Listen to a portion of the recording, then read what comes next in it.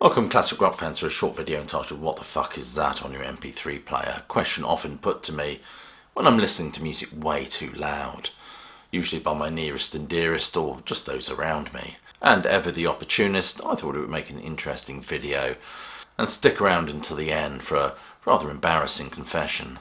So most of you who follow my channel know how much I love progressive rock, but I can assure you my MP3 player is not stacked with King Crimson Yes. In fact, there's not a mellotron in sight. And the reason for that is I tend to deploy this device at the gym, which very much dictates the music contained thereon, as it's music that I like to listen to within that specific context. Anyway, enough of this flim-flam, let's get on with it, shall we? So the first album is Hellbound by Buckcherry. They've got a new album out called Volume 10. I actually prefer this one.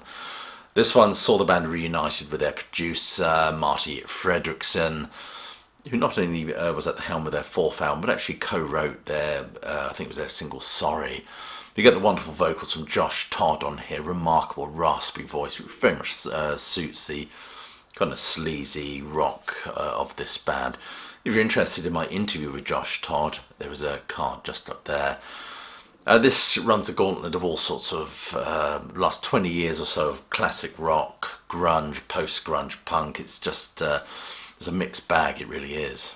I love the opener on here, 5, 4, 3, 2, 1. It's got a real punk jab, some real snarl to it.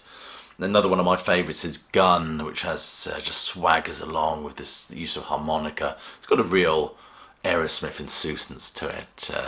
Fantastic stuff. Love the energy of this band, the energy of this album, which is why I'm listening to this. Next album on my list is Firepower by Judas Priest. This was their last album. They've got a new album coming out next year, by the way. I really enjoy this album. I love Rob Halford's voice, his matured voice. I mean, he's not exactly hitting notes so high as to interest porpoises of the coast of Skegness, but he's certainly delivering these songs some real firepower, no pun intended. These days his voice is more like a stentorian baritone. This, believe it or not, is the band's 18th album, if I'm not mistaken. I've kind of lost track with Judas Priest, to be honest with you. Same with Saxon, another band I've kind of lost track with. I love the heavy riffing of the title track. And some of these songs have a kind of a almost painkiller era vibe to them. And Lightning Strikes keeps that momentum going. It's a gloriously heavy album. And based on the strength of how good this album is, I think I'll be purchasing their new album, which comes out in March next year. There's a purchasing link just below this video if you want to check it out. You can even buy it now for an exclusive Amazon sleeve, by the way. Great, great stuff. The next one on my MP3 player is this one, Alter Bridge and Blackbird. Really enjoying this album. I don't know if anyone could recommend another album by this band that I should check out, but I'm really enjoying the heaviness of songs like Ties That Bind and Come to Life. They have these big melodic choruses. In addition, this album is packed with absolutely incendiary soloing in abundance, in fact. I love the acoustic and appreciated hooks of Brand New Start, and generally find a lot of the songs on here not just melodic but quite anthemic, in fact. But it has a darkness and a dirge to it which appeals to me. Anyway, Alter Bridge and Blackbird. The next album is this one, Cramps and Off the Bone. This one breaks the mould for me because it's a compilation album and I generally don't like them. But there isn't a glut of material available by the Cramps to buy. I was kind of hoping with the success of Goo Goo Muck from the Netflix series Wednesdays, was it Wednesday? I think it was called that. I was hoping there'd be a kind of a reissue campaign of this band's back catalogue, but I love the fevered psychobilly strut. There's a real nastiness and grit to them. It's just, I must admit I love rockabilly, but I particularly like the slant that this band has on it, that sort of very twisted appropriation with these kind of off-kilter punk bangers, if you will. Wonderful tracks on Human Fly the Way, I think, and of course it has Goo Goo Muck on here as well. Great, great album by a great, great band, the Cramps. Next album is this one. It's Phil Campbell and the Bastard Sons, We're the Bastards. There was always some interest in where these guys are going to go after the death of Lemmy, really, but I really enjoy this record. It's a pretty good, solid fare, really. It's a band that consists of Phil Campbell, and I think it's 2 sons, or 3 sons maybe, hence perhaps the title. They don't simply come out and replicate the Motorhead sound, but instead go for a very hard rock, bludgeoning vibe, some real moments of hooligan, hammer-down heaviness. I love the bass-led Son of a Gun and the real chunky one, Animal, But you also get Born to Roam and Desert Song, which is a couple of tracks that really offer up some light and shade on this record. So there you go, Phil Campbell's Bastard Sons. We Are the Bastards. I must admit to rather liking this one.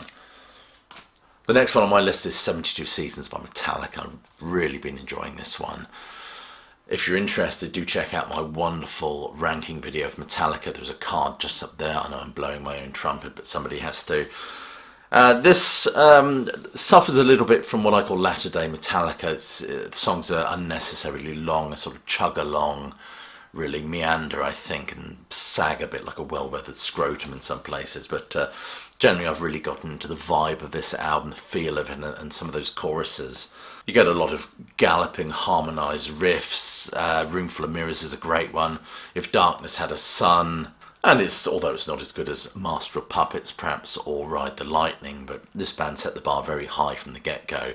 This is latter-day Metallica. A lot of people have written this band off after sort of 1991 or something like that, but I think they're being a little bit unfair, quite frankly.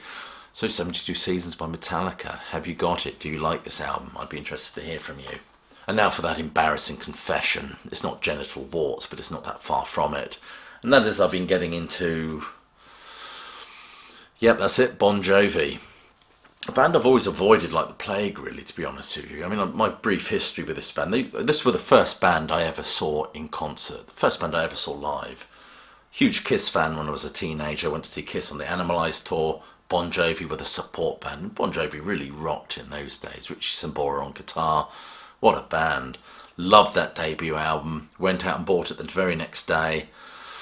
Bought this second album that came out. Absolutely hated it, apart from a couple of tracks. Absolutely hated that second album. Never bought another Bon Jovi album after that. So my daughter's been getting into this band and she's been playing them a lot, which I fully encourage, by the way. But I asked her what she considered to be their best album, and this was the one she suggested. And it's bloody good, by the way. I think so. Maybe I should check out their other stuff and don't be such a prog snob. So there you go, that's the sort of music I've been listening to on my MP3 player, perfectly suited to the context in which I listen to it. Any surprises there for you? I don't know, let me know. Let me know what you think of the list anyway in the comments below. Let me know what's on your MP3 player, if you indeed have an MP3 player. And yes, I know I wave my hands around too much. A lot of you have commented on that, but it's just a quirk of mine. My father was the same. He'd gesticulate like this all the time. It shows my passion and enthusiasm for what I'm talking about. And if you don't like it, you can always jog on and watch somebody else. I always call myself the Magnus Pike of prog, but there you go. Anyway, if you're new to my channel, please do click like, subscribe, share this video if you found it interesting. Do check out some of the links below this video for ways you can support the sterling work done at Classic Album Review. And other than that, I'll leave you with my closing salvo, which is hope you're well, hope you're safe, of course, keeping warm in this cold December morning, but more importantly, that you keep listening.